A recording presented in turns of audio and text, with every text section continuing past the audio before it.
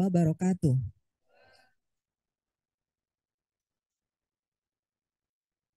Baru ketemu kemarin, ketemu lagi sekarang. Bosan nggak? Besok ketemu lagi. Iya ya, 3 hari berturut-turut sama saya.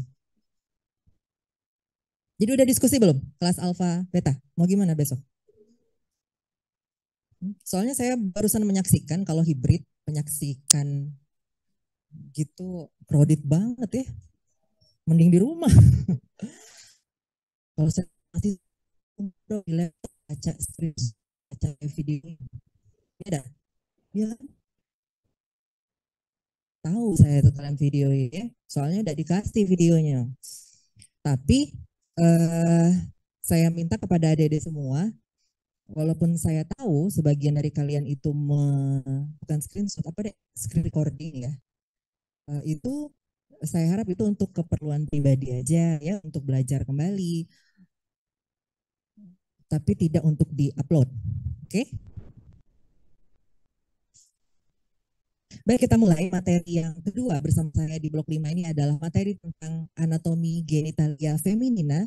Alhamdulillah hari ini sudah disampaikan ya oleh histologi, jadi lebih apa namanya, mudah-mudahan lebih tertanam di dalam pikiran kalian. Insya Allah.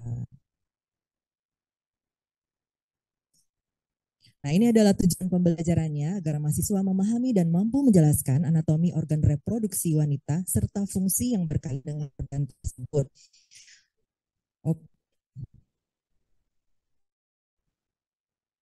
Kalau pada wanita itu organ reproduksi itu terbagi menjadi 2 bagian, yaitu eksternal dan internal. Coba siapa yang bisa menyebutkan yang organ eksternal seperti apa? Apa aja? Silakan. Boleh sebutkan nama, NIM.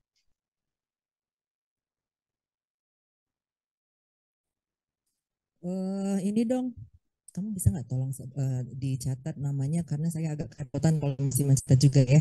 Tapi nanti kasih ke saya di akhir aja. Namanya siapa dek? Coba keraskan sedikit suaranya. Oke. Jawabannya?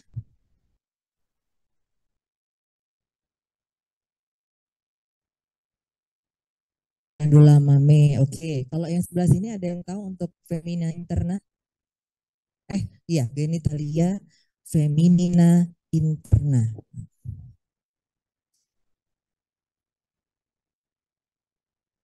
Oke, baik. Itu akan kita pelajari hari ini ya. Nah, kalau organ genitalia eksternal itu namanya juga eksternal ya, berarti kita bisa melihat dengan kasat mata yang fungsinya adalah sebagai jalan masuk sperma ke dalam tubuh wanita serta sebagai pelindung organ kelamin dalam dari organisme penyebab infeksi. Nah, karena saluran kelamin wanita itu memiliki lubang yang berhubungan dengan dunia luar, sehingga mikroorganisme penyebab penyakit bisa masuk dan menyebabkan infeksi kandungan. Dan biasanya memang mikroorganisme ini paling banyak ditularkan melalui hubungan seksual. Nah, ada yang tahu lagi nggak kira-kira selain hubungan seksual, kira-kira patogen atau mikroorganisme itu bisa masuk ke dalam genitalia interna melalui genitalia eksterna itu dengan cara apa sih selain hubungan seksual? Ada yang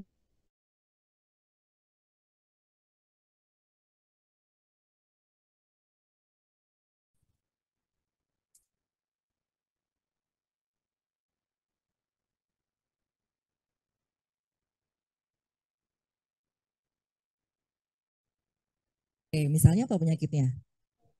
HIV misalnya. Oke, kalau jawaban dari Grace ya. Grace ya. Pas dari di situ belum. Jadi kalau tadi kan dia jawabannya benar-benar yang dari dunia luar masuk ke dalam tubuh wanita ya secara umum. Nah ini coba kalian pikirkan dia dari genitalia eksterna juga, tapi bukan dari hubungan seksual. Namanya siapa?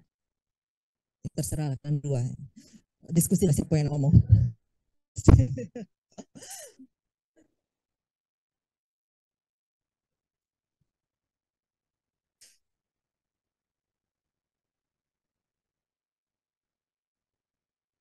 Oh, ada yang nggak sebutin nama. Jadi ini sebenarnya juga ajang dalam perkenalan ya. Masih karena kalau terlalu banyak ya 240 250-an ya. Jadi mungkin sampai semester 2 ini masih dalam penjajakan perkenalan. Jadi silakan kalau misalnya sebelum memberikan jawaban silakan sebutkan namanya dulu ya biar namanya juga bisa mencatat. Ya silakan.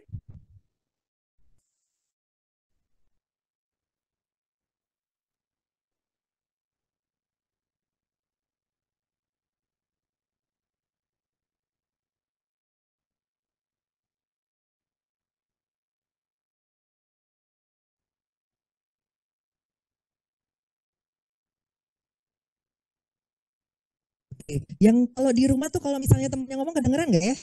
Enggak ya? Harus melalui mic ya. Oke, tadi jawaban temannya tadi yang pertama adalah melalui darah ya. Jadi misalnya transfusi darah atau melalui jarum suntik dia bisa tertular HIV dan juga itu dapat mengakibatkan salah satu efeknya ke reproduksi. Walaupun kalau HIV yang melalui darah itu nggak cuma ke reproduksi ya, tapi ke seluruh tubuh. Kemudian jawaban dari Putri Salsabila tadi adalah melalui Ebo in Palembang language, in Arabia language, we call it istinja.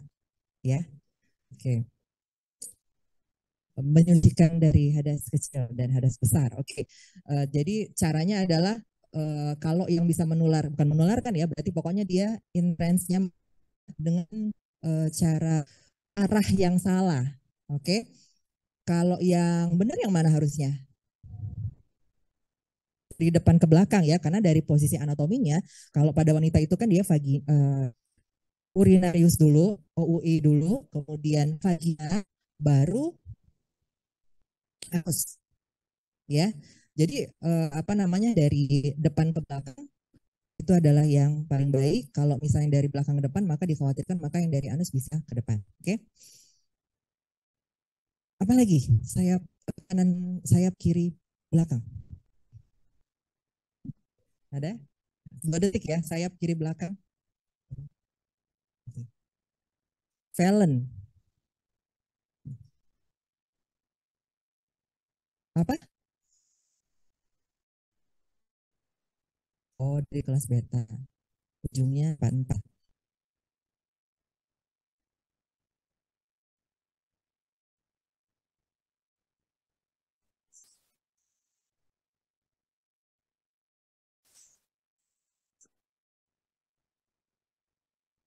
Buat kulit. Misalnya,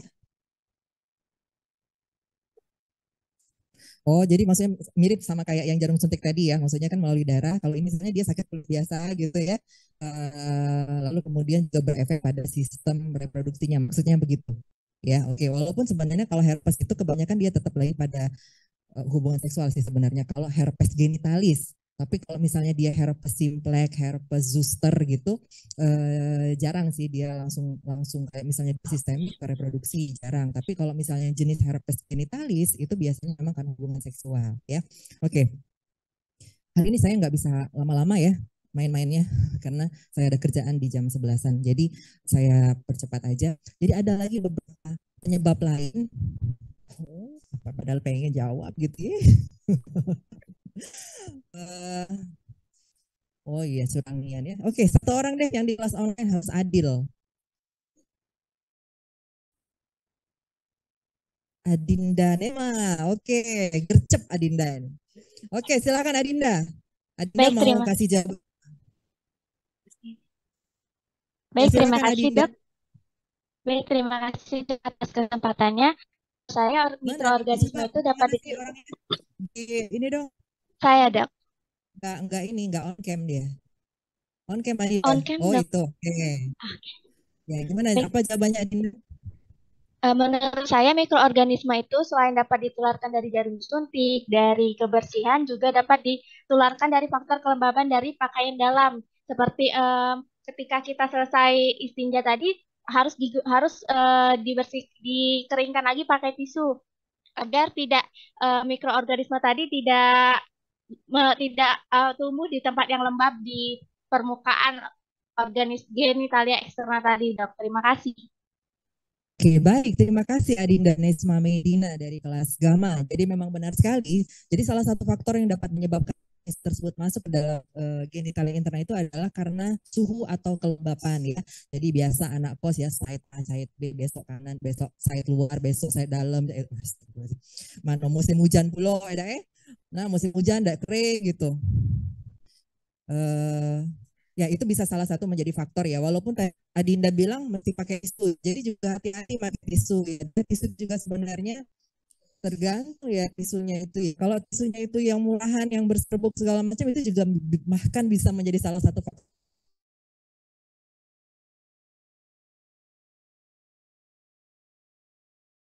Pemutih atau selain tisu apa satu lagi? Pembalutnya sendiri.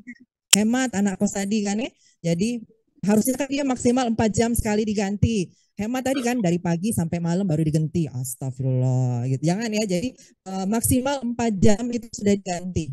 Oke. Jadi daripada kalian pakai double kan kita kan misalnya takut nembus pakai double. Masih mending pakai satu tapi sering ganti gitu. Jadi kalau sudah penuh ganti, itu ganti. Obrolan cewek ya, yang laki-laki nggak usah denger ya. Yang cowok juga harus tahu ya. Oke, lanjut. Oke, kita bahas yang organ genitalia interna dulu. Yang pertama adalah kita akan bahas tentang ovarium. Ovarium ini adalah suatu organ di dalam tubuh wanita yang berfungsi untuk menghasilkan gamet. Ya. Dan fungsi lain dari ovarium ini, dia juga mensekresikan hormon seks pada perempuan yaitu estrogen dan progesteron ya. Jadi nanti kalau misalnya siapa tahu ya di CBT masuk ya, saya nggak tahu sih, saya agak lupa gitu soalnya ya, siapa tahu misalnya hormon apa yang dihasilkan oleh ovarium. Nah, nanti ada pilihannya apa, estrogen, progesteron, apa LH, ada FSH gitu ya. Mungkin jawabannya adalah kalau nggak estrogen, progesteron. Oke, kalau saya tahu tadi dokter menyampaikan nggak, kalau kalian ingat di blok 3 yang pelajaran embriologi, estrogen itu dihasilkan oleh apa? Ingat nggak? Pas di blok 3 kemarin. Di dalam ovarium, di persisnya di mana, ada yang masih ingat nggak? Nggak, lupa. Atau nggak disampaikan? Lupa, pasti disampaikan. Masih ingat nggak? Di dalam suatu sel folikel, ada suatu lapisan, yaitu TE jawabannya. TE apa? TK. TK ya? TK, bukan itu mah monster film one ya. Sel TK eksternal kalau nggak salah, kalau nggak TK internal TK eksternal deh gitu ya. Kalau progesteron siapa yang menghasilkan? Bukan siapa, apa yang menghasilkan? Masih ingat nggak? Di ovarium ada suatu struktur yang kalau misalnya folikel itu dia tidak terjadi fertilisasi, and then kemudian dia akan berubah folikelnya menjadi suatu struktur namanya corpus luteum, benar sekali. Itu yang akan menghasilkan progesteron. Oke? Okay?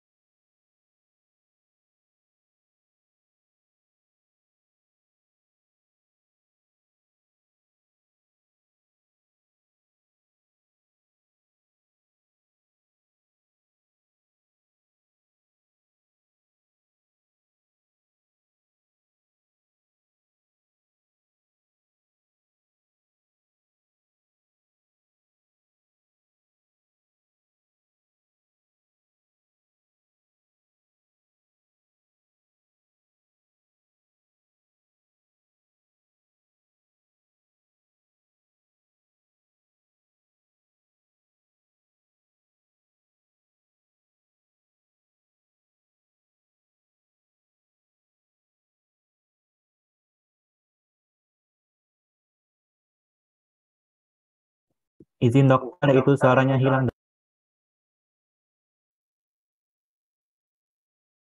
Sendiri. Halo, dari tadi ada ya? Atau gimana? Oh, karena connect. Jadi dia gini lagi. Oke, nanti kalau kayak tadi tolong diingetin aja ya. Saya nggak tahu soalnya dia kalau reconnecting gitu dia ini lagi ya. Saya nggak tahu soalnya, nggak disentuh-sentuh. Oke, lanjut. Sampai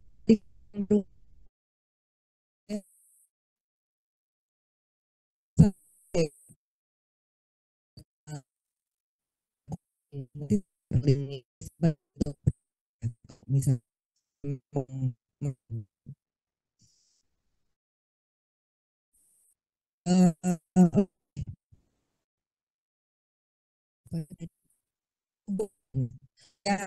itu fallopi namanya.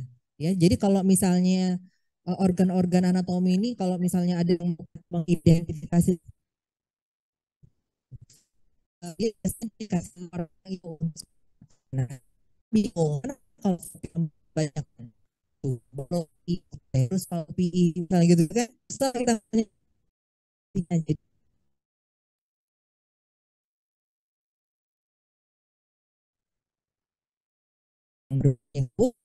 di terus gitu ya. Dan Ovidak ini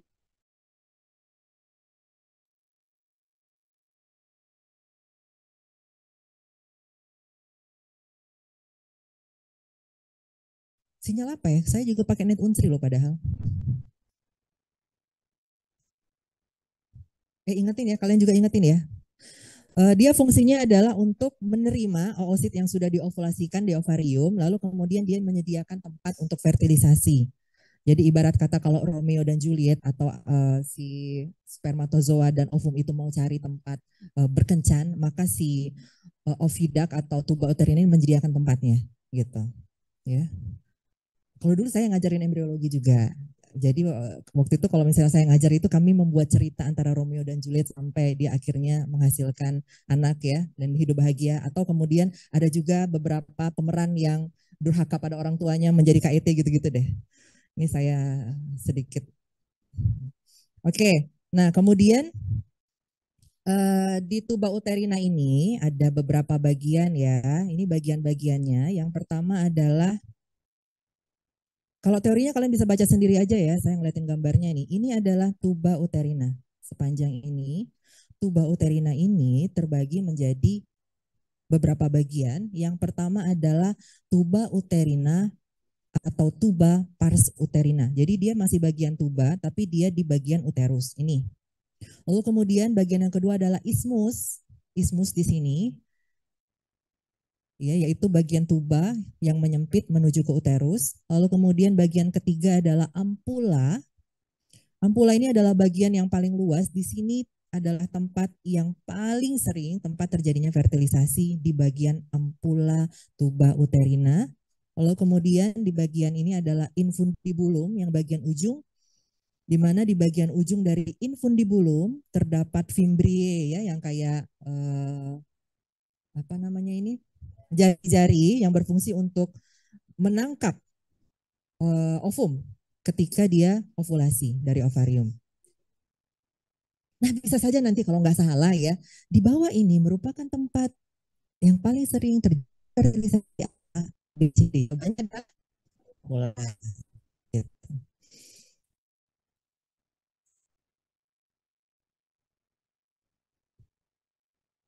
Nah kemudian secara histologi tadi mungkin kalian sudah disampaikan sama Dr. Yani ya, salah satu struktur penting di dalam tuba uterina itu dan kan, nanti kalau kalian praktikum coba ya cari ya, uterina itu ada namanya silia. Nah jadi kan ovum keluar nih dari ovarium, terus ditangkap sama fimbriae ya, tuba uterina. Ovum punya kaki nggak? Kira-kira enggak. Tapi dia harus ketemu sama si Romeo, ketemu sama spermatozoa tadi, kemudian dia menjadi zigot, baru masuk ke uterus lagi, kan? Nah, ketika si ovum itu masuk ke dalam tuba uterina, gimana caranya tuh dia bisa ketemu sama spermatozoa? Kalau spermatozoa kan dia punya ekor ya, sehingga dia bisa bergerak kayak kesebong gitu. Tapi kalau ovum enggak, ya itu kan sudah sunatullah ya bahwa wanita itu menunggu pangerannya datang, gitu ya. Jadi memang harus lebih agresif lah. Nah, tapi kalau dia diam aja di ujung sana, kira-kira ketemu nggak sama sang bejana? Enggak. Jadi dia dibantu sama silia. Ya, jadi misalnya dia masuk. Jadi silia itu kayak ibarat kata rumput yang bergoyang itu, kemudian ada ovum. Jadi dia tuh kayak bola ya, kayak bola, kemudian didorong masuk kayak gitu. Nah, kalau misalnya Romeo dan Juliet itu, kalau saya ngomong Romeo dan Juliet maksudnya spermatozoa dan ovum ya. Dia adalah anak baik-baik, diridhoi oleh Allah, baik sama orang tua. Insya Allah dia akan ketemu di tempat yang benar dan kemudian dikembalikan ke tempat yang benar di endometrium, ya.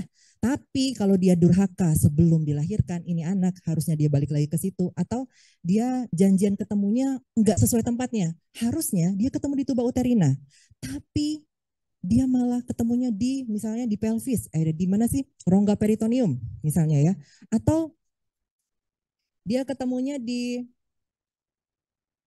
abdomen misalnya kayak gitu. Itulah akhirnya kan padahal waktu kita untuk implantasi itu kan sempit ya. Kalau kalian nanti belajar di fisiologi, itu kan ada waktu-waktu kapan fertilisasi, kapan ovulasi, kapan fertilisasi, kapan implantasi, itu sudah ada waktunya semua. Nggak bisa dia kelamaan gitu. Pokoknya ketika dia sudah jadi zigot dalam waktu batas maksimal 14 hari, itu zigot sudah mesti tertanam dimanapun dia berada. Nah, kalau mama papanya ini tadi menyalahi aturan alam, sehingga dia bukannya di tuba uterina, dan bukannya dia harusnya tertanam balik lagi ke endometrium, dia malah keluar, ya. Jadi misalnya yang paling sering itu di rongga peritoneum, ovarium, misalnya kayak gitu kan. Akhirnya zigot yang dihasilkan juga di situ. Dia nggak balik lagi ke endometrium. Akhirnya terjadi apa yang namanya, pernah dengar nggak? Kehamilan ektopik, gitu ya. Nah, kok saya yang keluar? Wah, kesini.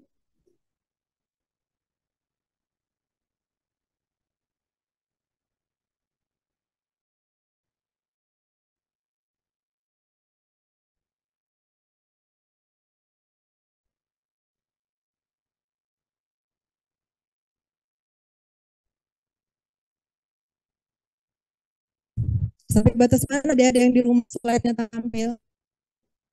Sampai tadi masih tampil ya?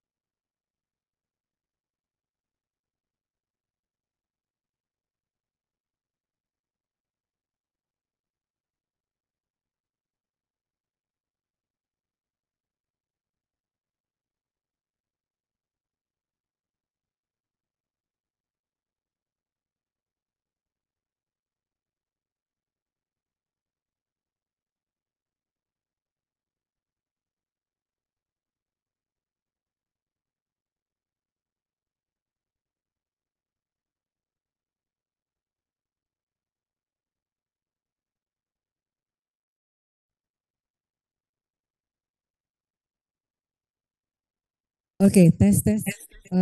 Sudah terdengar jelas yang di rumah?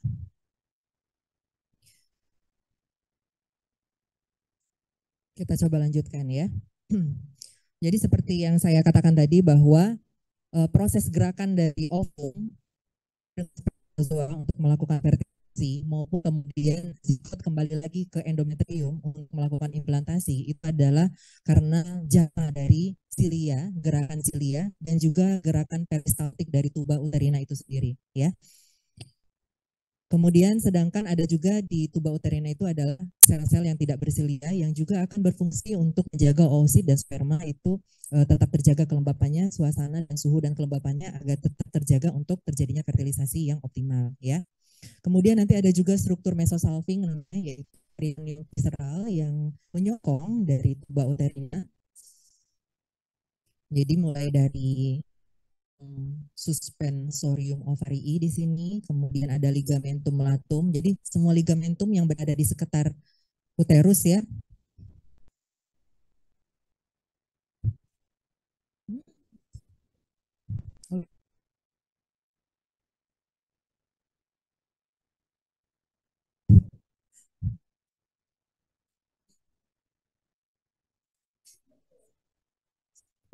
Dan nanti kita pada saat di praktikum ya nanti kalian bisa identifikasi ya beberapa ligamentum atau jaringan ikat yang menyokong dari tuba uterina ke struktur di sekitarnya.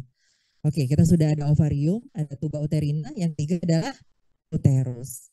Uterus atau nama lainnya adalah rahim. Ini bentuknya seperti piala organ yang berdinding tebal yang letaknya di bagian pelvis anterior ya di antara rektum dan vesika urinaria. Jadi kalau misalnya kalian lihat penampang sagital dari organ reproduksi wanita, nanti kita ada model penampang sagital pelvis namanya. Jadi kalian akan lihat posisinya bahwa yang paling depan itu vesika urinaria, yang tengah itu uterus dan vagina ya. Lalu kemudian di belakang baru rektum. Nah, itulah kenapa kalau misalnya wanita, kalau misalnya dia hamil, semakin besar hamilannya, apalagi trimester ketiga ya, berarti sudah bulan ke-7, 8, 9, berarti kan uterusnya makin besar tuh. Dan dia membesarnya kan ke bagian depan terutama ya. Dan dia akan menekan dari yang di bagian depannya ada apa tadi? Vesika urinaria. Jadi kalau pada wanita yang sudah hamil trimester ketiga gitu ya. Karena tertekan vesika urinarianya. Nah ini adalah bagian-bagian ini kalau kayaknya kalau saya pakai perling ya dia ini nggak kuat ya. Ngaruh nggak sih? Kan saya kan bolak-balik nih soalnya saya ngeliatin gambar balik lagi. Kayaknya dia selalu error setelah itu. Ya. Iya, sinyal atau ngaruh juga kalau saya kayak gitu. Enggak. Coba ya, kita coba lagi ya, bismillah. Nah, ini adalah uterus. Bagian-bagian dari uterus yang pertama adalah bagian atas adalah fundus. Fundus itu kan kayak kubah. Ya, di bagian atas dari uterus itu namanya fundus uteri. Lalu kemudian di bagian badannya namanya adalah corpus uteri. Corpus kan badan ya. Lalu kemudian di bagian leher rahim ya namanya itu cervix uteri. Lalu kemudian di sini kita akan menemukan ada yang namanya lubang yang di bagian dalam dan bagian luar. Yang dalam namanya ostium uteri internum, di bagian luar ostium uteri externum. Nah, ostium uteri externum ini adalah yang menjadi salah satu kita identifikasi berapa bukaan kalau seorang ibu mau melahirkan. Itu kalau misalnya yang belum pernah hamil atau belum pernah melahirkan, biasanya ini OUE ya singkatannya ostium uteri externumnya dia tertutup masih. Tapi kalau sudah hamil apalagi menjelang dia kelahiran maka akan semakin besar. Nah, apalagi kalau misalnya dia di semester 3 nih sudah mau kalau dua udah mau persalinan lah ya. Kan dokter kan suka bilang, sudah bukaan berapa dok gitu, bukaan 1, bukaan 2. Nah itu tuh sebenarnya dia mengukur dari apa ya, ukuran dari uteri externumnya. Ya, jadi bukan 1 tuh kira-kira seukuran 1 jari, bukan 2, 2 jari, bukan 3, 3 jari, sampai bukan lengkap yaitu 10 ya.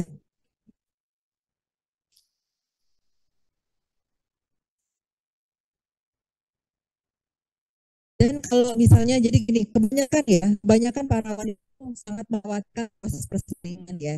Jadi biasanya pada saat proses persalinan itu semakin besarnya bukaan, dia juga akan semakin biasanya akan semakin tinggi kontraksinya. Dan itu akan semakin sakit. Nah, tapi karena kebetulan mungkin edukasi para ibu-ibu itu mungkin kurang ya. Ya, kalau misalnya sakit lebay, kalau kalian lihat di film-film itu, apalagi film di Indonesia kan lebay kan. Jadi gambarkan ibu-ibu yang melahirkan itu, gitu kan? Nggak gitu-gitu banget sih. Gitu. Jadi, saya mau menyampaikan dan sharing pengalaman saya kepada adik semua, terutama yang cewek ya. Jadi kalau saat melahirkan itu, bagi saya melahirkan itu tidak sakit, bagi saya ya.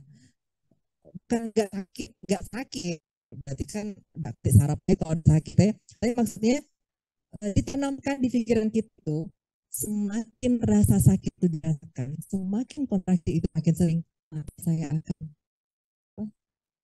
akan lebih cepat bertemu dengan anak saya. Gitu. Jadi rasa bahagia itu jauh lebih besar dibandingkan dengan rasa sakit yang dirasakan. Gitu. Itu sih kalau saya sharing ya, bagaimana cara saya mengendalikan rasa kontraksi itu, rasa sakit kontraksi.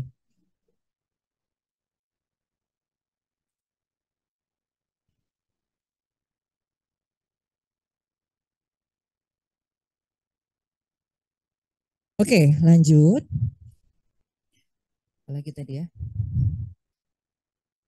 Serviks, kemudian ada kanalis cervicalis ya, di bagian tengah tadi ada kanalis cervicalis ya, tempat keluarnya serviks. Kemudian kanalis cervicalis ini dia akan menghubungkan antara uterus dengan vagina. Nah, kemudian di bagian serviks terutama yang paling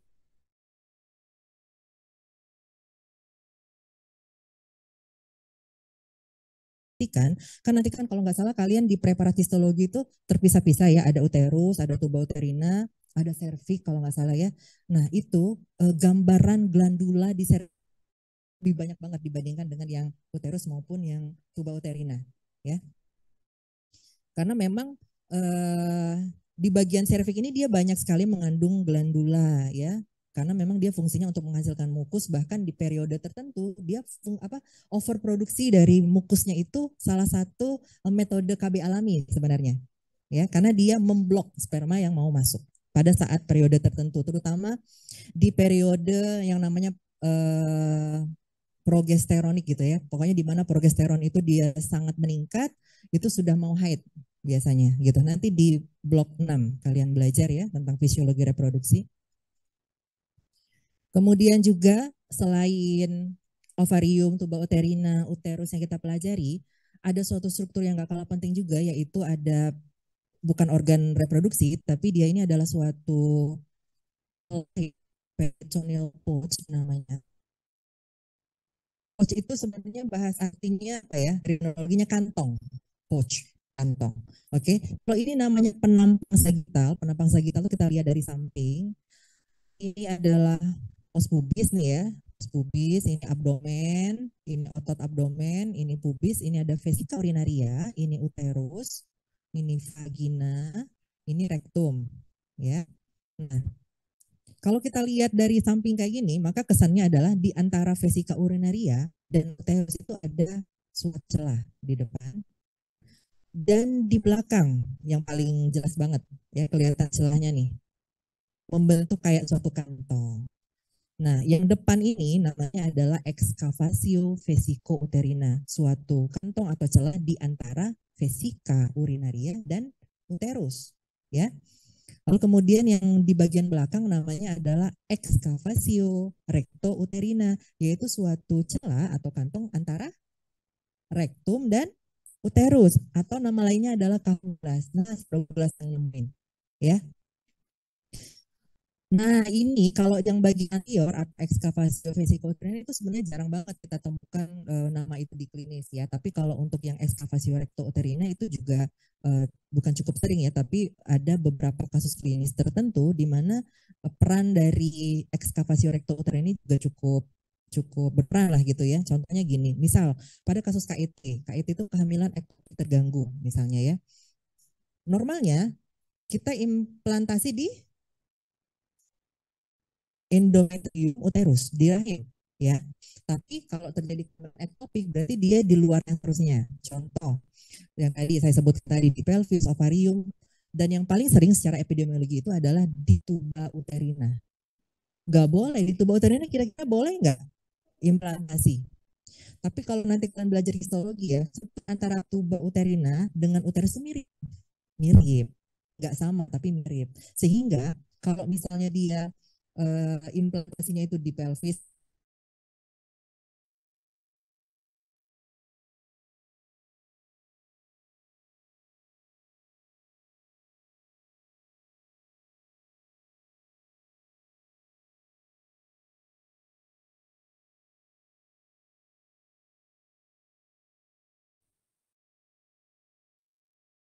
implantasi di uterina, kalau di ketok atau ya, masalah itu beda banget. Nah, tapi kalau zigotnya implantasi di uterina, apa zigotnya yang karena ekonomi sakit nggak kira? Kenapa? Apa? Karena nggak membesar, tapi di bulan ibarat yang terjadi sesuatu yang besar ruptur, jadi istilahnya rubah ya, jadi biasa klinis yang ketemu atau di tubuh urina itu bisa menyebabkan diatur di si arteri uterina yang besar itu, oh ya.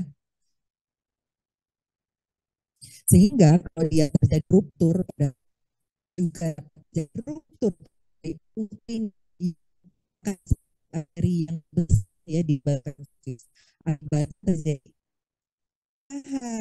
atau kita dari segi akal kalau dari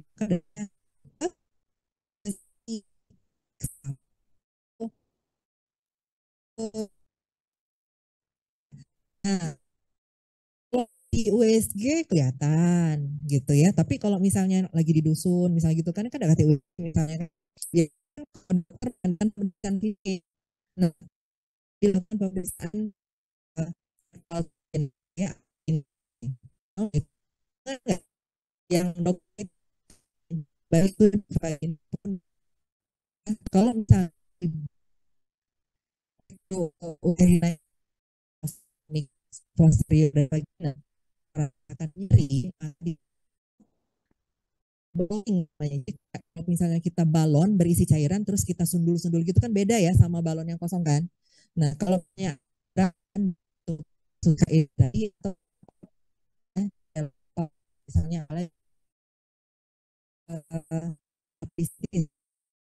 struktur yang keluar bukan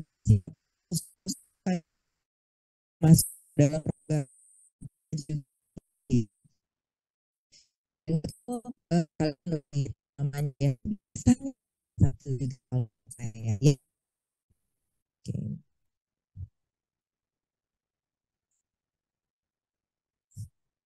Teman-temannya kadang saya bertanya antara ini atau misalnya yang itu bisa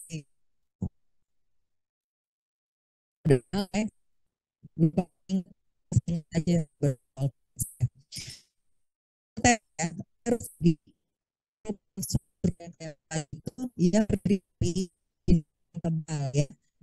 Paling luar namanya perimetrium, yang bagian tengah namanya miometrium, dan yang bagian dalam namanya endometrium. Nah, endometrium ini lah sebenarnya plasi dari kalau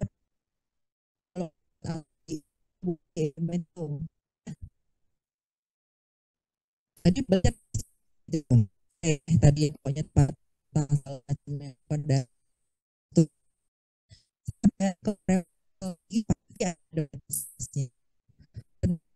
apa aja dia biasanya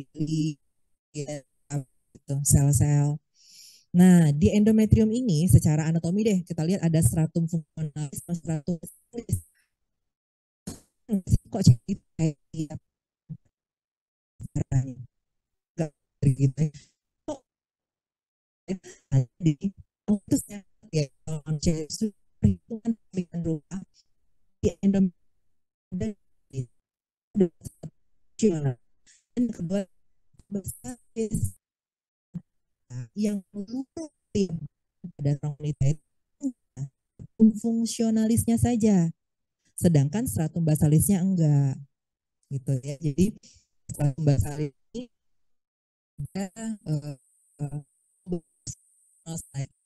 memang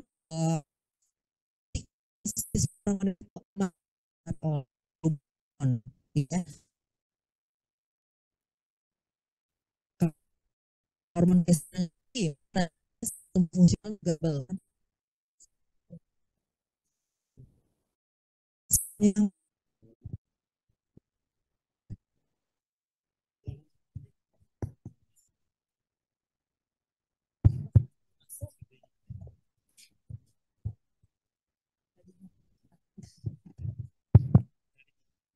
iya jadi lagi bu ini jaringan kita. Oke, tes. Baik, kita lanjutkan ya. Sampai mana tadi? Stratum fungsional adalah suatu lapisan di dalam endometrium yang luruh setiap bulan, sedangkan stratum basalis adalah dia yang membentuk stratum fungsional, dan stratum basalis ini dia tidak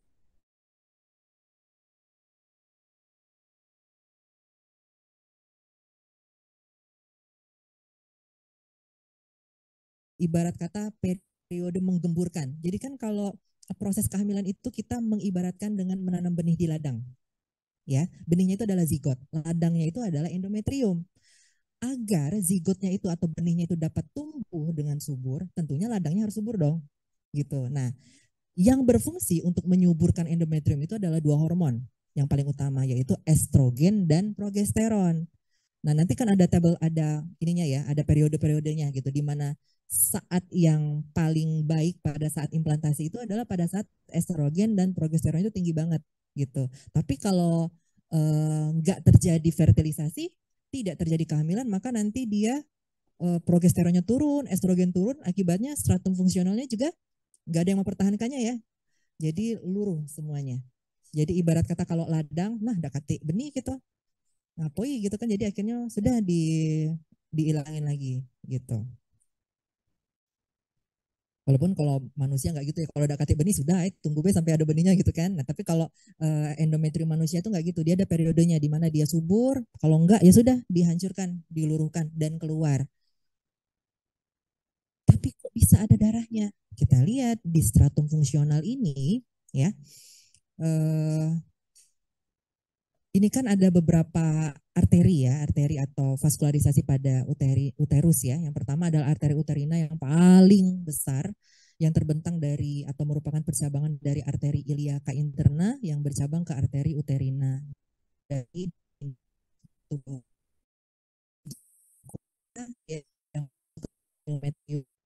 Dan kemudian lanjut jadi cabang radialis, inilah yang masuk dalam medium.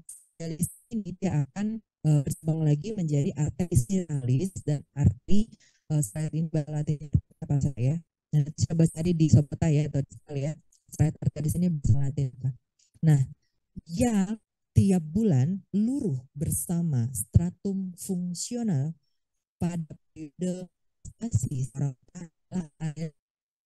spiralis.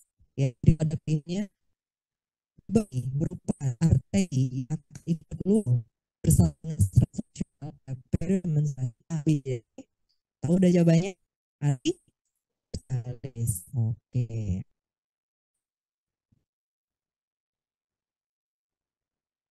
Nah ini ya, degenerasi arteri spiralis itu akan menyebabkan stratum fungsional itu akan luruh selama periode menstruasi.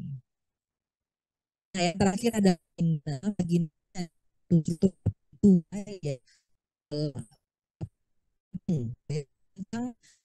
Terletak antara vesikel dan rektum, dia akan terletak keluar dari cervix menuju ke luar tubuh. Nah, kemudian uretra, dia terletak di bagian vagina, di mana fungsi dari vagina ini adalah menyediakan jalan untuk kelahiran, keluarnya darah menstruasi serta sebagai organ kopulasi.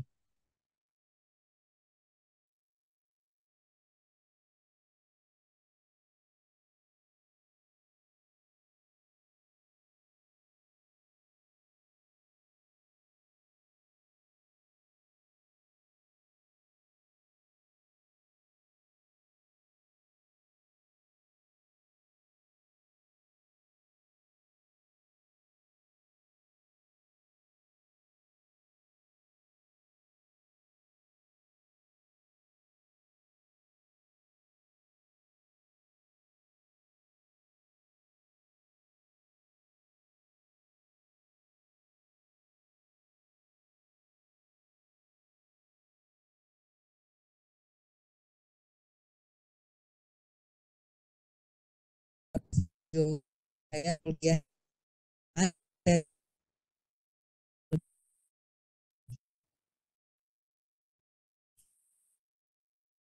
saya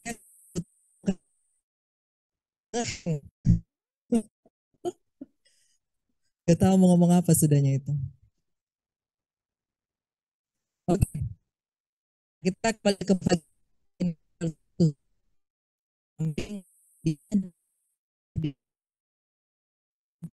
Itu protokol sih. Nah, kalau kita fibroelastis itu adalah tulang itu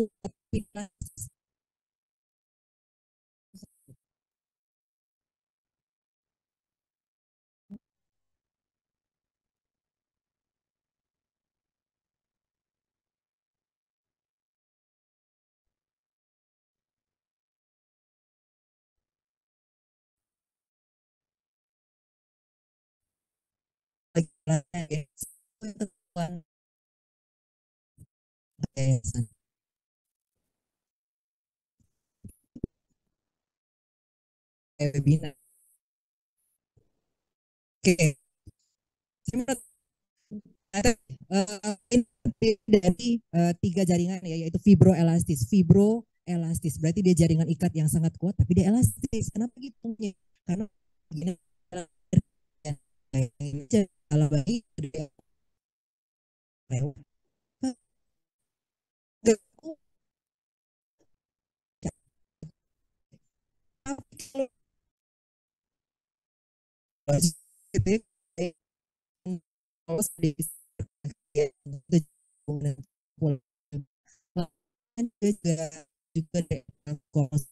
di mana kalau kalian masih ingat secara histologinya dia strukturnya itu banyak mengandung glandula ya, kelenjar dia juga menghasilkan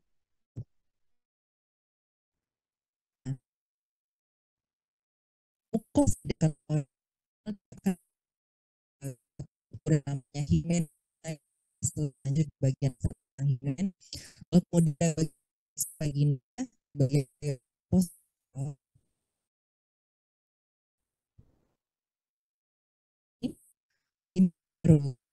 itu bagian.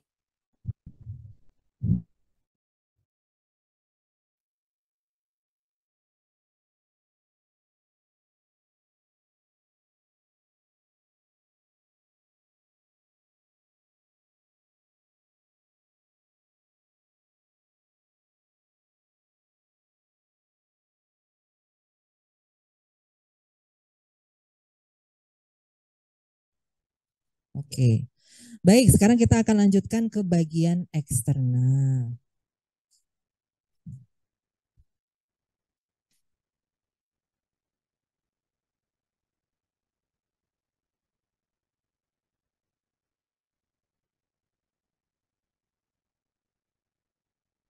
Oke, sekarang eksternal genitalia ya. Jadi tadi kan ada yang sudah menyebutkan bahwa eksternal genitalia itu terdiri dari vulva, ya.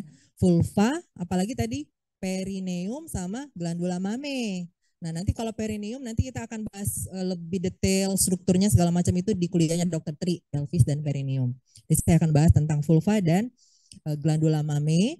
Jadi kalau yang namanya vulva itu semua sepaket. Vulva galo itu namanya, ya. Nah, full external genitalia ini dia akan berbeda ya pada setiap individu itu baik ukuran, warna dan juga bentuknya. Vulva ini banyak ya dari mons pubis, labia mayora, labia minora, klitoris, urethral opening, vaginal opening dan perineum. Ini adalah yang namanya mons pubis, labia mayora, labia minora, klitoris, urethral opening atau OUE. Jadi ingat-ingat ya kalau OUE di genitalia wanita itu ada dua ya. Ada ada orificium uteri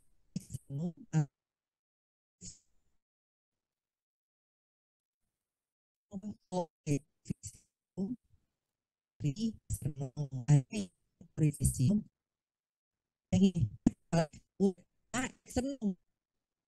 jadi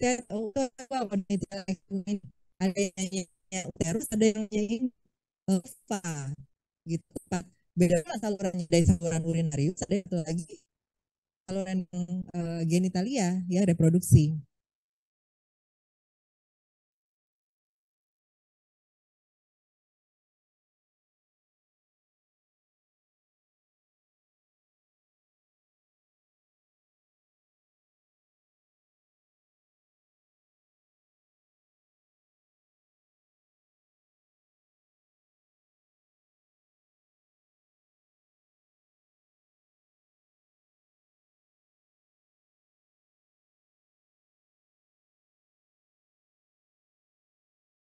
Iumnya itu bagian eksternal.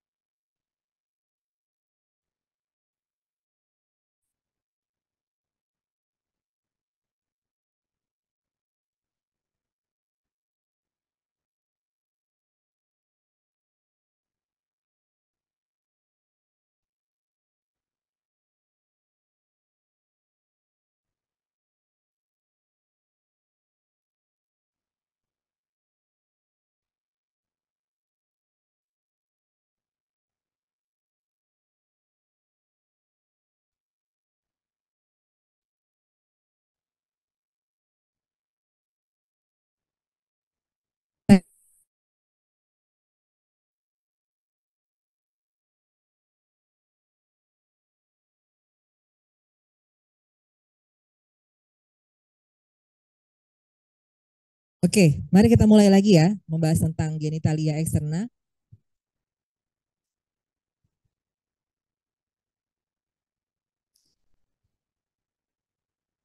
Oke, yang pertama adalah kita akan bahas tentang mons pubis yang merupakan jaringan lemak di bawah kulit yang berbentuk seperti gunung segitiga yang fungsinya adalah melindungi simfisis pubis. Udah pernah ngelihat simfisis pubis? Semester ini ya. Nanti kan kita belajar tentang tulang pelvis, nanti ada yang namanya simfisis pubis. Nah, mons pubis ini adalah struktur yang bagian luar yang melindungi dari simfisis pubis. Karena kalau nggak dilindungi itu kalau misalnya kesantuk, ngilu deh ya, ngilu. Nggak cuma cewek, cowok juga simfisis pubis. Cowok juga ada simfisis pubis ya. Nanti kalian lihat tulang pelvis gitu. Kalau itu kesantuk itu ngilu ya. Jadi dia dilindungi oleh mons pubis yang memang di mons pubis ini terdiri dari jaringan lemak di bawah kulit. Dan karena pengaruh hormon saat pubertas dia menyebabkan tumbuhnya rambut, di mana rambut pada mons pubis ini dia akan bervariasi pada jumlah, warna, ketebalan, serta konsistensinya. Lalu kemudian labia mayora. Jadi kalau misalnya kalian masih ingat pelajaran embriologi dulu, jadi ada beberapa struktur genitalia itu dia sama asalnya, tapi kalau nanti dia akan berkembang berbeda sesuai dengan jenis kelamin. Nah, salah satunya ini adalah kalau apa namanya? Kalau labia mayora itu dulunya sel asalnya itu dia sama kayak skrotum pada pria, ya. Di mana labia mayora ini jaringan kulit yang terdiri dari kelenjar keringat dan kelenjar sebasea, penghasil minyak dan rambut. Jadi biasanya dia juga strukturnya itu identik kayak skrotum, ya. Walaupun agak beda-beda dikit lah. Nah, setelah puber, labio mayor akan ditumbuhi rambut, melindungi introitus vagina dan meatus uretra dan cenderung melunak semakin bertambahnya usia. Lalu kemudian ada labia minora yang bagian dalam dia berbeda dengan labio mayora ya. Jadi kalau labio minora ini dia strukturnya kalau labio mayora itu kayak kulit aja biasa, tapi kalau labio minora dia berbeda dengan labio minora. Dia terdiri dari jaringan ikat erektil, kemudian dapat juga saat transaksi seksual. Pastinya bagian minora dan lebih sensitif terhadap Tuhan tingkat labia mayora dan juga dia akan mengalami itu kayak ya pada info karena kayak pembuluh darah maka minora dan vagina akan bermating. Lalu kemudian ini adalah klitoris. Klitoris ini adalah kalau misalnya ya, lebium kaki dan kanan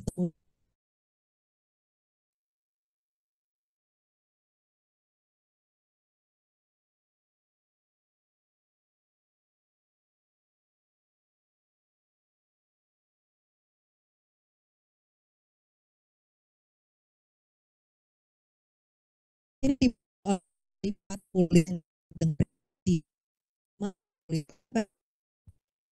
pada jadi pada ini belum nanti kan udah jadi ada tium ya ipal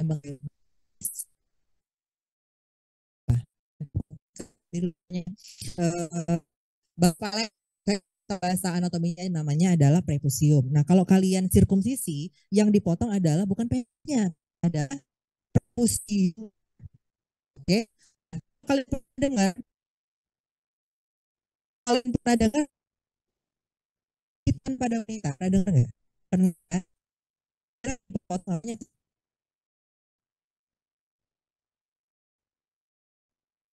kalau pada itu kan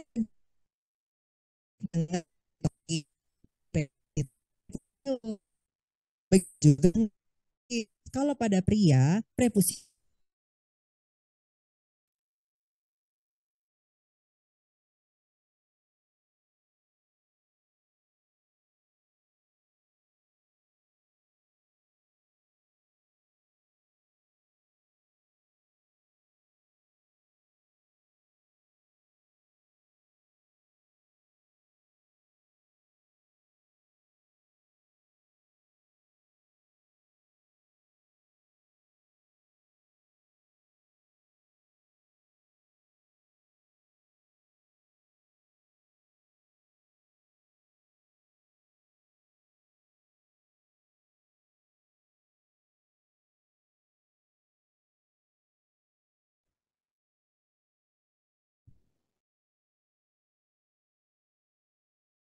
eh,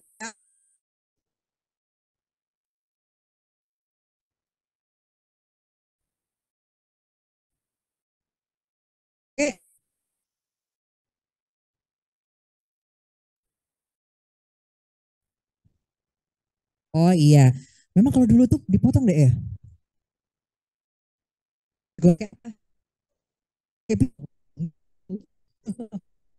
Jadi sebenarnya beberapa waktu yang lalu kita itu sempat hilang ya karena mungkinnya tadi ya mungkin ya dia kalau nggak salah ya yang sampai mulai klitoris ya. Padahal sebenarnya kan ada beda dari struktur anatomi prepusium penis sama prepusium pada klitoris itu beda banget. Kalau prepusium pada penis itu dia nutup banget, jadi kayak suatu kulit yang menutupi. Jadi kalau dipotong ya memang banyak gitu ya. Tapi kalau klitoris, kalau prepusium pada klitoris itu dia hanya nutupi kayak di atau hoodie yang kayak gini. Nah, gitu doang. Kita tuh cuman kayak pet jantung gini aja agar terlepas dari kepala torisnya. Gitu.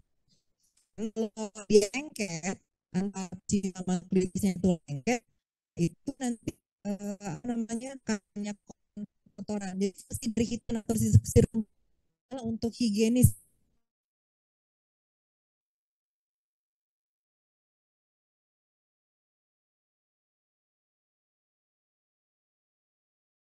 Kenapa itu kulitnya dibersihkan? Nah, begitu juga dengan wanita. Kalau misalnya dia itu menyatu antara preposium sama klitorisnya, itu dapat menjadi salah satu apa sih penumpukan kotoran-kotoran di antaranya, gitu. Jadi intinya adalah tujuannya adalah melepaskan perlengketan itu, ya. Kan kalau nanti kalian kan ada pelajaran sirkumsisi ya, kayaknya ya. Saya nggak tahu sirkumsisi sekarang sudah jadi masuk ke kurikulum atau cuman yang TBM aja ya, yang dapat ya. Nah, itu intinya adalah kita kalau dapat sirkumsisi yang laki-laki pun, dia kan ada istilah namanya dia perlengketan. Itu nggak bisa dipotong, itu harus dibebasin dulu. Dibebasin pakai gunting itu. Dibebasin pakai yang gunting bagian tumpulnya. Ya. Kecuali kalau dia lengket banget ya itu baru pakai ini dioperasi. Ya. Fimosis apa ya namanya kalau nggak salah ya. Jadi itu mesti dokter bedah yang melakukan. Oke, lanjut.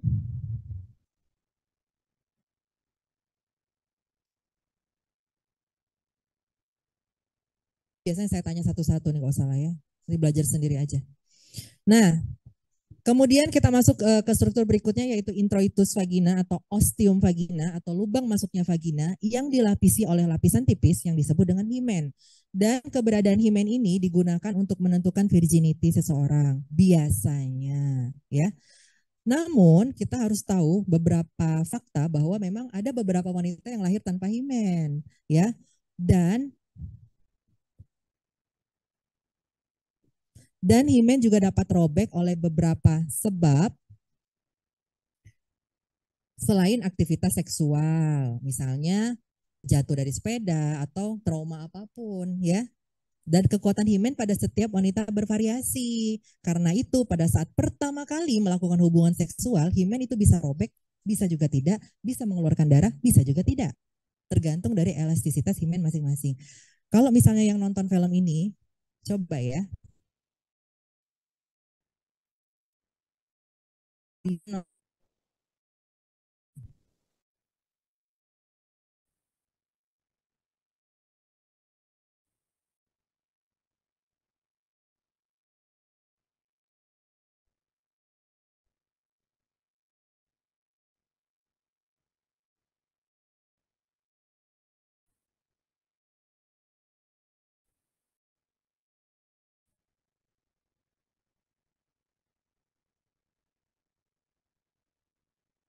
Ada yang nonton film ini?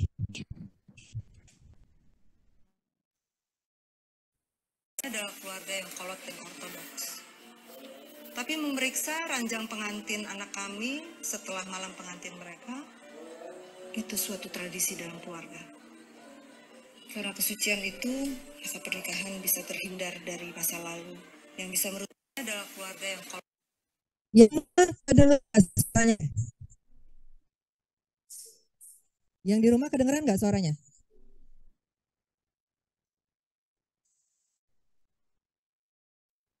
Suaranya nggak?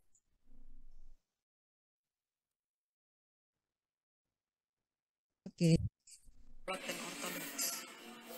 Tapi memeriksa ranjang pengantin anak kami setelah malam pengantin mereka, itu suatu tradisi dalam keluarga. Karena kesucian itu, masa pernikahan bisa terhindar dari masa lalu yang bisa merusak pernikahan itu sendiri. Seperti bom waktu. Tapi apakah mungkin ada darah di spray putih yang sudah kami sediakan? Dan Karissa sendiri juga mengakui bahwa dia sudah tidak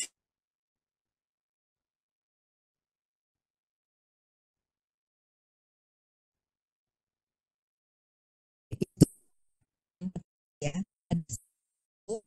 itu tadi kata ada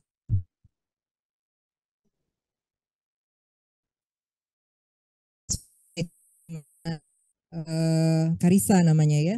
Dia diceraikan oleh atau diceraikan bukan, dipulangkan oleh mertua orang kemudian dicek tidak ada bentuknya. Saya pulang lagi kalau ya. Oke, saya semoga memang akan kita lihat skin yang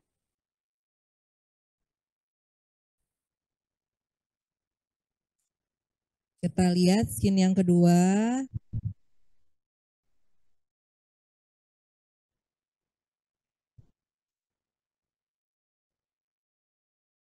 Simbol kegadisan Lalita itu sudah hilang. Lalu dengan siapa coba kita akan menikahkannya? Dengan keluarga yang sok terhormat, yang akan memeriksa sebagai menantunya ketika malam pertama, seperti yang kejadian di Karissa itu. Atau kita membiarkan jual ini menjadi mungkin bagi beberapa keluarga ya, karena memang anggapan-anggapan seperti itu masih banyak di masyarakat. Akan tetapi kan kali saya kita ada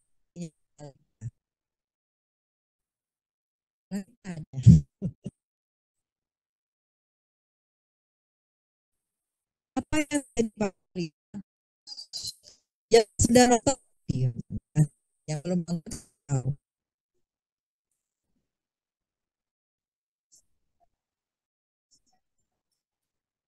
Kita lihat agak beda kasusnya dengan Lalita. Ada. Kalian semua, awas kalian ya. Kalau ketemu, awas kalian semuanya jahat.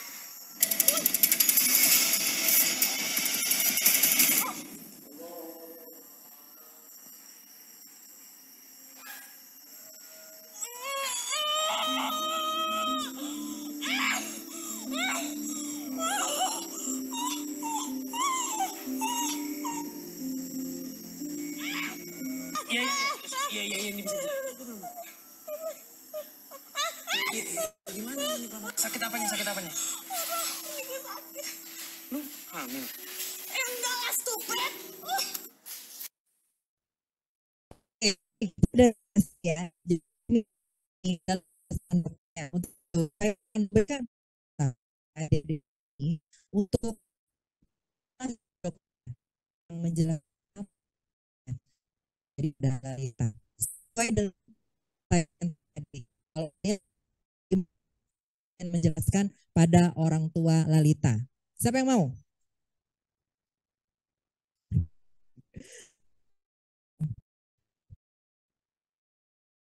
Yang lain kita nggak jadi yang kita dokternya dan scan kepada orang Lalita apa yang terjadi dengan tadi.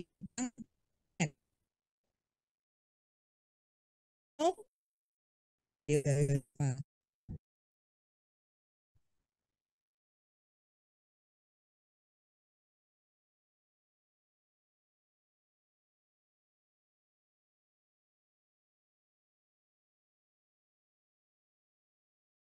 Kan dek namanya siapa? Sini dong biar kedengeran teman yang online. Kita bawa ini.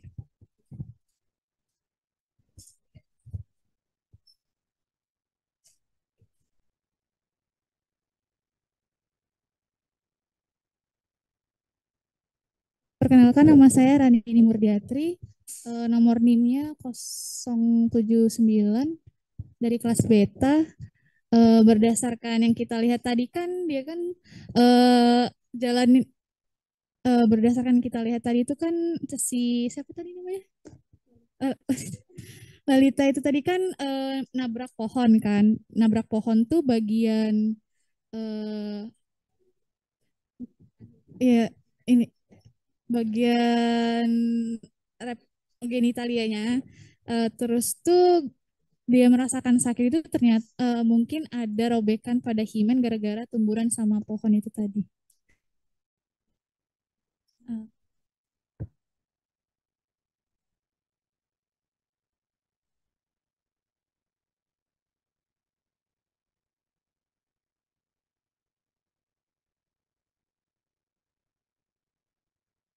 Oh, sebenarnya yang terjadi pada Lalita itu hal yang wajar karena himen itu tuh kan selaput yang tipis kan, jadi gampang sekali robek.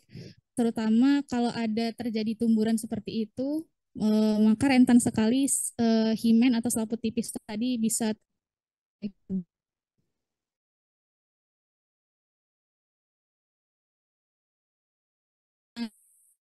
ini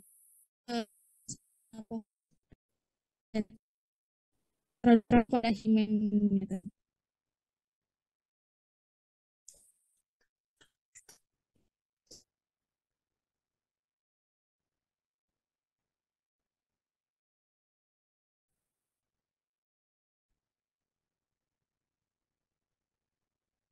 Nah, tapi kalau seandainya pada kasusnya kayak Karisa, tapi dia tidak pernah, dia memang tidak pernah melakukan hubungan seksual, belum resminya, tapi apa yang terjadi dipertanyakan, kok berarti tidak pernah, berarti kamu nah, tapi kalau seandainya memang kisah itu tidak pernah hubungan seksual sebelumnya, kira apa jawaban dari sebagai seorang dokter dan mengkarisa dengan saya?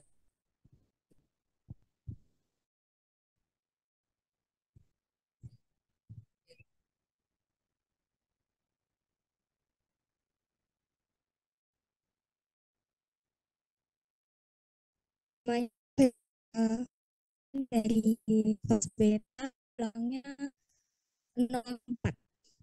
Jadi misalnya menjalin hubungan seksual, tapi kalau misalnya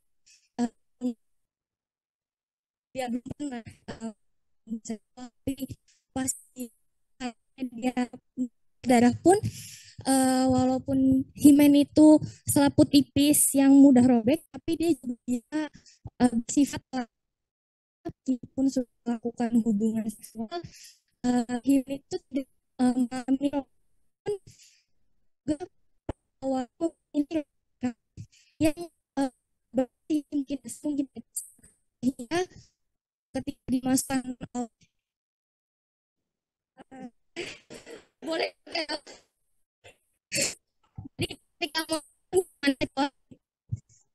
ketika penisnya masuk, robekannya itu nggak mengalami tambahan robekan sehingga darah gitu. Ya, robekan besar dari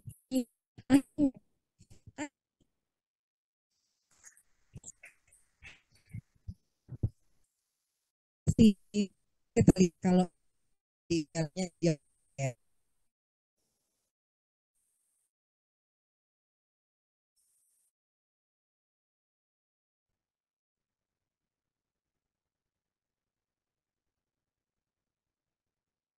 Mulai kalau semuanya ya, ini penjelasannya nah,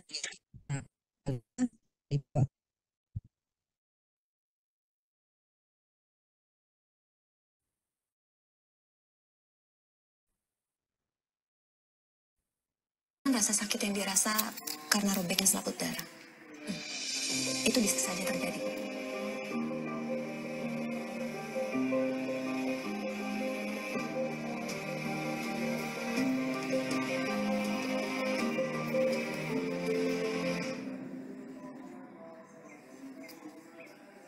Apatah kata dokternya?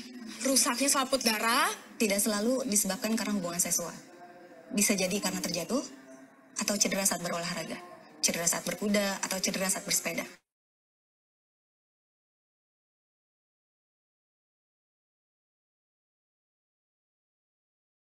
apa penyebab rusaknya selaput darah? Dia sudah tidak gadis lagi.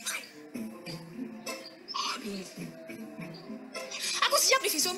Aku jamin 1000% aku nggak berhubungan sama dia. Beb, sekarang make sense gak sih? Aku aja nggak kenal dengan dia sama sekali. Enggak juga. Kemungkinan rasa sakit yang dirasa yang sebetulnya tadi ya.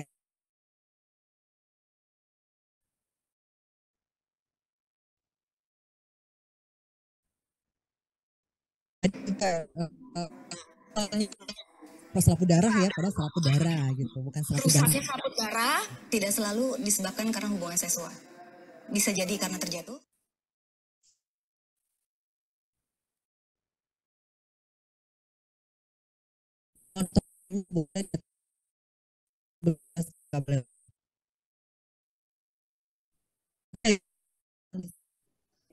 Ada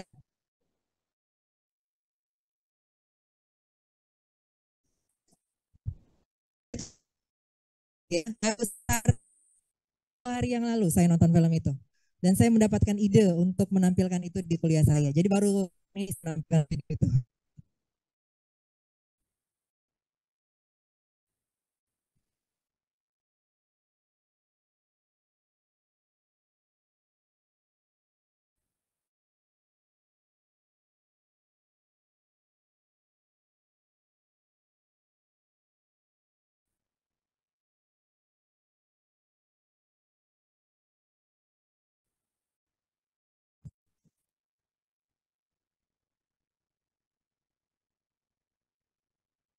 Oke, tadi kita sudah sampai ke stigma itu nanti tanpa himen. Kalau kita akan bahas lebih perineum ini ya, untuk yang antara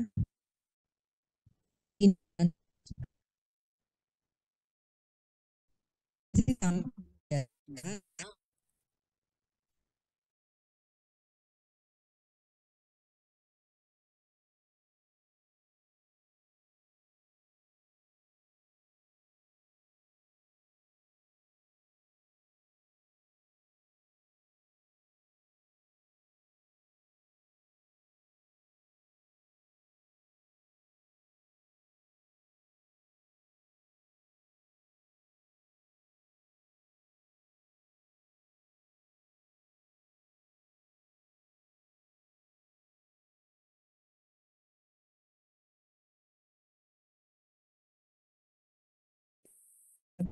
melakukan episiotomi. Kalau yang dukun apa namanya karet ya, kalau zaman dulu pakai episiotomi mau keluar dan segala macam babak belur juga tetap keluarnya ya. Karena ini bukan ya, tapi bukan kalau dia sudah belum kayak gitu nanti tetap kan dibentuk bola. Makanya kalau ibu-ibu zaman dulu itu mau 11, 12 itu biasa aja dan semuanya melahirkan normal gitu ya. Tapi kalau zaman sekarang kemudian punya juga jadi juga operasi aja dokter juga takut saya ya sudah pergi tapi juga dokter udah terang karena ibunya ya banget kita gitu banget ya. Dan tapi karena dokter-dokter zaman sekarang apalagi dengan maraknya mau praktek ya adu sana adu sini medsos sana medsos ini akibatnya kan dokter juga main aman aja. Kita ngapain kita apa ya tapi sebenarnya sendiri ya, dalam proses melahirkan anak pertama itu biasanya sangat dilakukan episiotomi bahkan kayaknya hampir kelahiran episiotomi ya sedikit itu enggak kenapa karena dilakukannya pada saat kontraksi yang sakitnya melebihi dari kunting pada saat yang maksimal dan terasa sekali bisa kontraksinya. Bahkan kali kan sudah tips. Setiap rasa sakit itu bertambah, semakin dekat saya akan bertemu dengan anak saya. Bahagia, senang, gitu ya.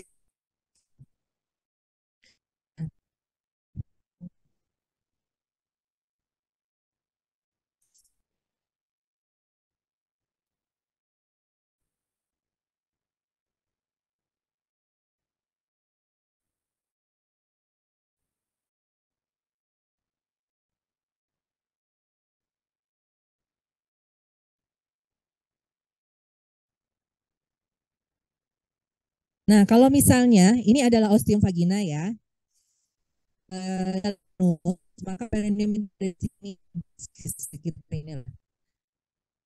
Di episiotomi kita kalau misalnya jam 12 ya kita ngomong arah jam 12 juga arah jam 6 arah pokoknya arah 12 jam itu kira seorang melahirkan dilakukan episiotomi itu kira-kira di arah jam berapa?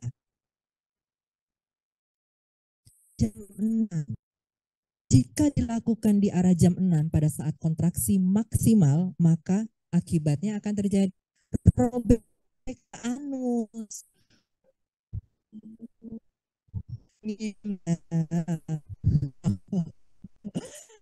Itu fatal ya. Kalau robek sampai anus itu hanya mempengaruhi dari sistem genitalia, tapi juga akan mempengaruhi sistem defekasi ibu itu.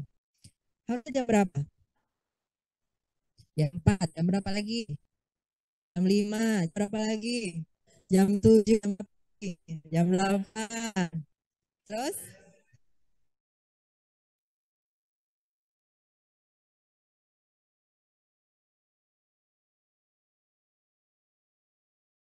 Sudah melahirkan pada saat pipis juga sakit kalau dia di jam 12. Kalau di arah jam 6 sudah sakit pasca melahirkan, sakit pula pada saat BAB-nya. Gimana kalau di jam 9 dan jam 3 tadi? Jelek nanti labia mayoranya. Jadi yang paling ideal itu adalah di jam 45 atau 78 ya. Karena dia secara fungsional maupun secara estetika itu yang paling mending ya. Oke. Itu loh yang kalau misalnya ibu-ibu sudah melahirkan itu dibilang berapa jahitan Bu? Nah itu episiotomi ya. Episiotomi kemudian dijahit gitu. Episiotomi itu memotongnya aja setelah dilakukan episiotomi baru kemudian dijahit. Nah itu kan sebelum dijahit itu dibius. Jadi dibius itu bukan pada saat episiotominya ya. Pada saat episiotomi itu tidak dilakukan pembiusan. Karena tadi saya bilang kontraksinya itu jauh lebih sakit dibandingkan pada saat episiotomi. Tapi setelah episiotomi selesai, itu yang robek mau kita jahit lagi. Sedangkan kontraksinya sudah tidak ada, kan bayinya udah keluar. Baru setelah itu anestesi. Enggak sakit, percayalah. Kalau sudah di anestesi pasti jahit. Jadi nggak sakit lagi. Ya. Saya kalau melahirkan normal itu 2 hari udah biasa aja. Melahirkan normal, biasa aja. 2 hari udah oke. Yang penting harus selalu positif thinking ya. Yang penting kita harus selalu positif thinking dan selalu meminta pertolongan kepada Allah agar selalu dimudahkan. Gitu. Kalau kalian hidup untuk diri sendiri, tapi kalau kalian sudah menjadi seorang ibu itu nggak ada gunanya lagi. Kalau mau cengeng, mau manja itu nggak ada gunanya. Karena ada bayi, seorang anak yang hidupnya tergantung pada kalian. Ya.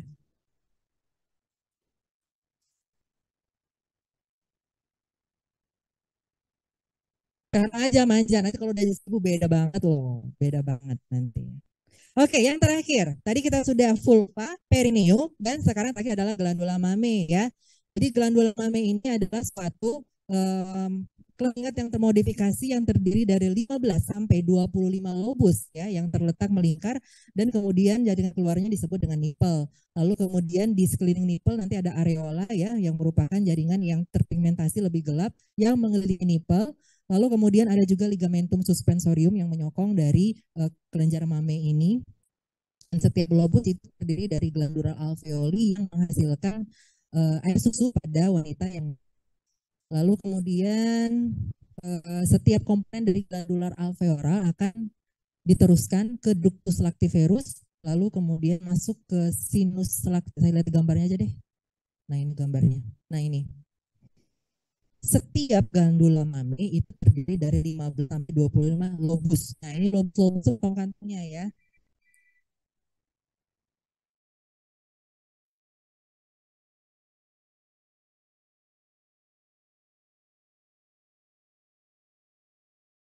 Ini ranah itu yang kemudian aktif sebelum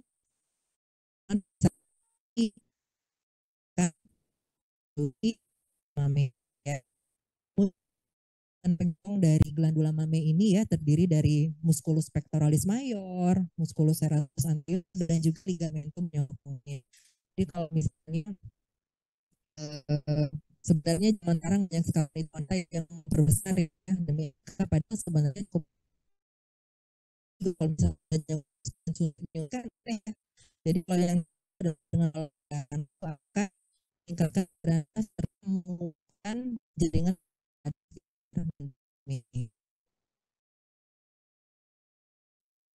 ini beberapa fakta dari kelenjar mame ya. Kalau nggak salah juga, salah satu pernah saya mengeluarkan soal benar ini sekali. Ya, merupakan soal dari kelenjar mame dari sebagai penyokongnya sampai klaster yang setiap lobus itu berhubungan ke erektil, nipple atau areola terdiri dari jaringan erektil, lalu kemudian ada suatu kulit ya mengalami hiperpigmentasi di nipple, ukuran glandula jantung jadi ya dan juga yang ada gitu. Tapi kalau proses menyusui itu yang paling penting adalah jumlah dari glandulanya. Ya, pernah tahu ada nggak hormon penghasil susu apa namanya? Prolaktin, ya. Itu dihasilkan oleh apa prolaktin siapa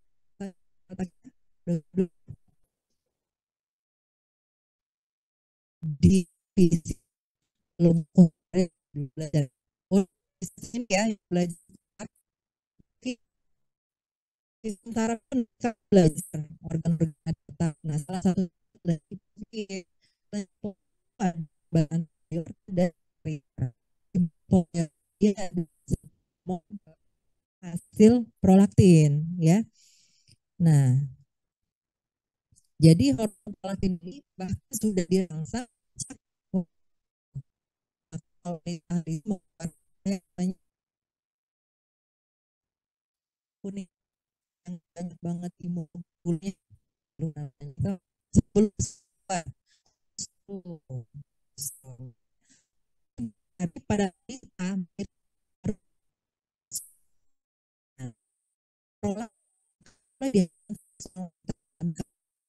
makanya kalau misalnya ada seorang wanita dia misalnya nauzubillah min zalik anaknya meninggal misalnya kayak gitu kan dia tetap air secara air karena memang kalau itu sejak kehamilan kemudian saat ini omongan dalam keluaran susu sitoksin terus itu hanya susu globus-globusnya proses induksi oksitosin alias hormon kebahagiaan. Benar sekali. Jadi kalau soal ini lahir nih akhirnya sudah mengalami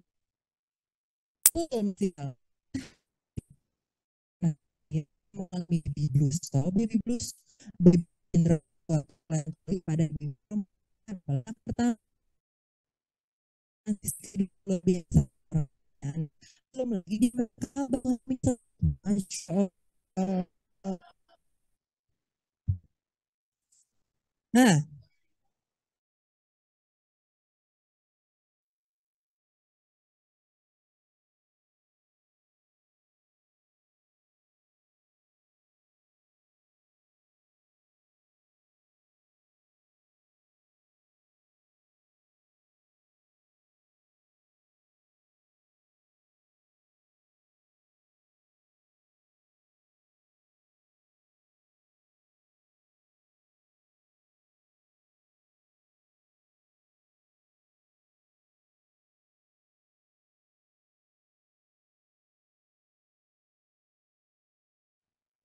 itu datang tapi tenang deh aku akan nyucikan semua baju-baju akan itu membuat suami satu bahagia oh ya udah sekarang sini oke oke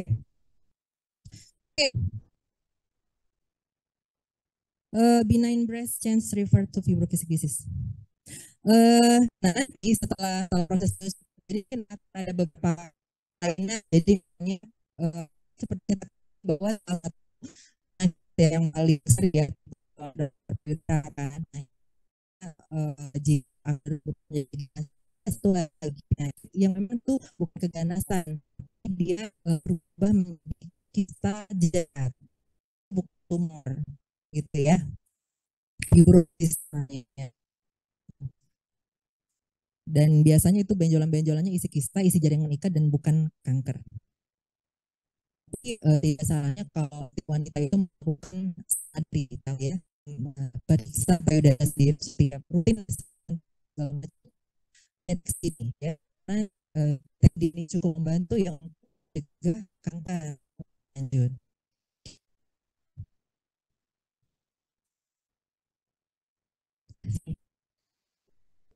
Alhamdulillah ya. Terima kasih ya. Itu aja ya saya bermanfaat. Semoga Allah mudahkan untuk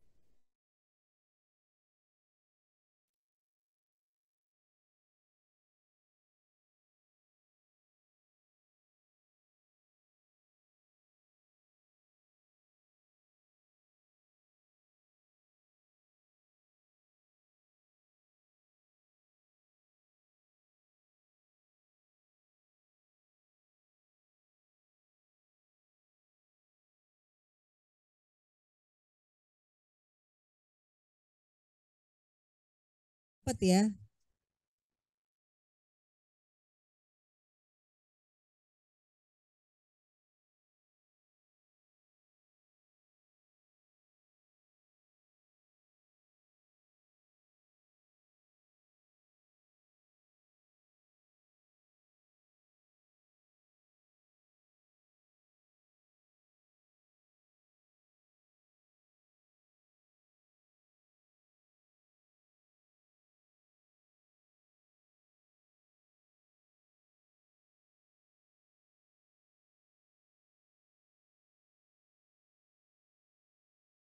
lihat suasana kalau kayak tadi ya crowded banget, nggak dapat nanti kalian kayak gitu ya. Masih mending kalian ngelihat nonton videonya di laptop masing-masing aja di tempat sunyi di rumah ya, bukan berarti kalian nggak belajar gitu.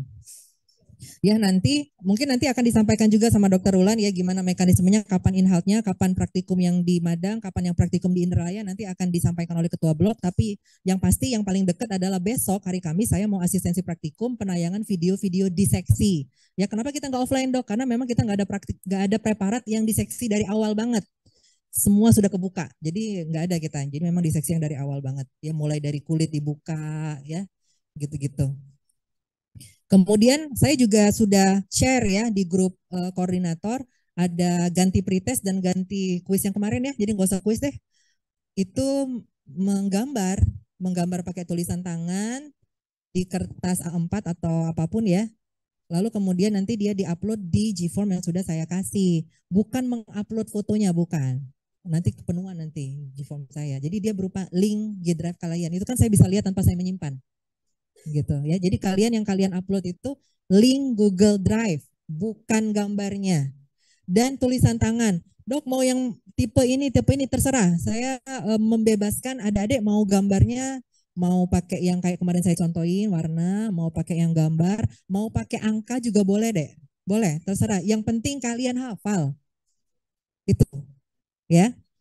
Agar nanti pada saat saya menjelaskan video itu kalian udah tahu yang mau kita bahas apa ya. Walaupun nanti pada saat hari Kamis saya akan menampilkan ada video preparat HEPAR. Kan termasuk viscera organ ya. Jadi yang kuliahnya Dokter Legiran tolong dibaca-baca juga. Ya. Oke, baik sampai di sini ada pertanyaan.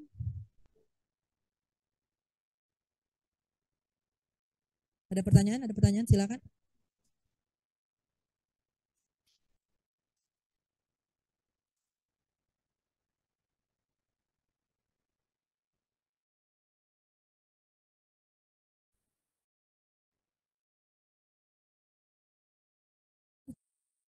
Darah ya jadi bisa jadi dari dalam atau pembuluh darah apa, tapi sebenarnya darah itu pasti ada pembuluh darah itu banyak atau dikit. Nah kalau banyak biasanya dia organ dalam internal, maksudnya dia bleeding, jadinya perdarahan. Jadi kalau bleeding itu kan dia pendarahan yang banyak, perdarahannya biasanya itu dari pembuluh darah. Nah, kalau sedikit kayak begitu aja itu mungkin aja jadi sehat misalnya gitu ya, nggak apa-apa, nggak masalah. Dan memang secara logis pasti orang lagi utuh kalau utuh mana dia bisa head ya. Ya pasti nggak ada yang utuh, cuman nanti dia kenapa kalau polisi masuk polisi atau masuk SE yang itu dokter bisa ya kan meriksa kan juga betul kayak jadi antara fisiologis atau yang kadar lahir ya pasti dia tahu gitu. Misalnya dia tidak tahu kayak terpisah lagi ya mungkin dia jadi karena trauma atau memang sudah pernah seksual sebelumnya gitu ya. Itu kemungkinan kayaknya atau gimana ya.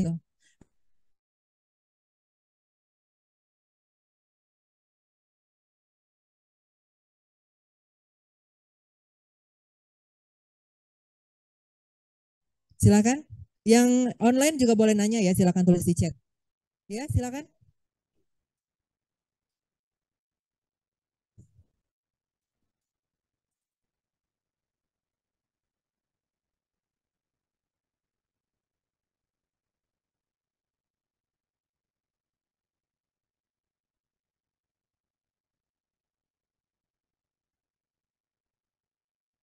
Pertanyaannya adalah wanita dengan minusnya lebih dari 4 apakah berisiko terjadi katarak pada saat persalinan normal setelahnya. Oke, kalau katarak nggak ada hubungannya kalau katarak ya. Ya karena kalau katarak itu beda banget metabolismenya kan dia katarak itu dia apa ya terjadi perubahan pada lenta ya. biasanya pada usia tua atau pada diabetes sehingga dia menjadi keruh lah gitu ya lensanya sehingga kesannya buta gitu kalau katarak itu. Makanya kalau orang katarak itu kita lihat lensanya itu warna putih ya. Apakah dia parsial atau nah kalau yang Ade bilang tadi buta itu maksudnya gini mungkin pada peningkatan apa ya kontraksi yang sangat tinggi ada risiko terjadinya peningkatan tekanan intra bola mata. Itu mungkin maksudnya yang bukan bukan ke retina juga sih ke glaukom biasanya. Nah, tapi itu ya tergantung lagi-lagi biasanya kalau misalnya yang minusnya agak lebih tinggi akan diperiksa dulu tekanan bola matanya sebelum melahirkan. Biasanya yang berisiko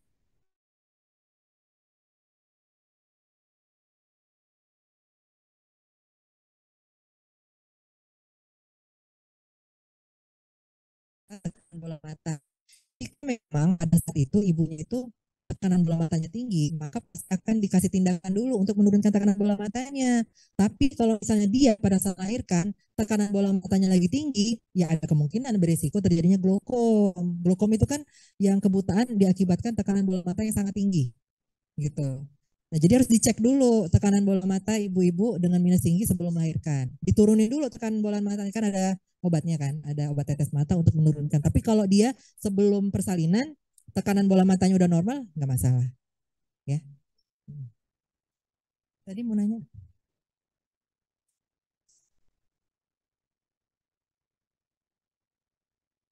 Ada kan udah di-share. Udah di-share sama Dokter Wulan tadi pagi. Korta belum ini ya, koordinator belum share ke temennya ya?